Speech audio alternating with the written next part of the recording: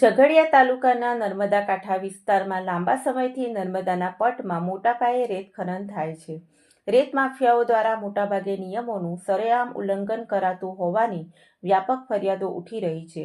ત્યારે નર્મદા નદીના પટ વિસ્તારમાં બિનઅધિકૃત ખનનની ફરિયાદ જિલ્લા ભૂસ્તર વિભાગને મળતા તપાસ ટીમે ઝઘડિયાના ઇન્દોર પાસે નર્મદા નદી પટમાં ગેરકાયદેસર સાદી રેત ખનીજનું ખનન ઝડપી પાડીને કાયદેસર કાર્યવાહી હાથ ધરી હતી.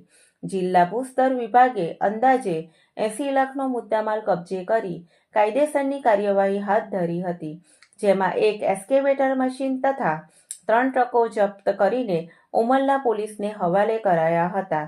ઝઘડિયા તાલુકાના ઇન્દોર પાણેઠા વેલુગામ સહિતના અન્ય સ્થળો, ભાલોડ પંથકના ટોઠેદરા જેવા સ્થળોએ પણ નર્મદામાં ચાલતા રેત ખનનના સઘન તપાસ હાથ ધરાય તો ગેરકાયદેસર રેત ખનન, રોયલ્ટી ચોરી જેવી ગેરરીતિઓ મોટા પ્રમાણમાં પકડાય તેમ છે. Nimesh Goswami, TPN channel, Umrala.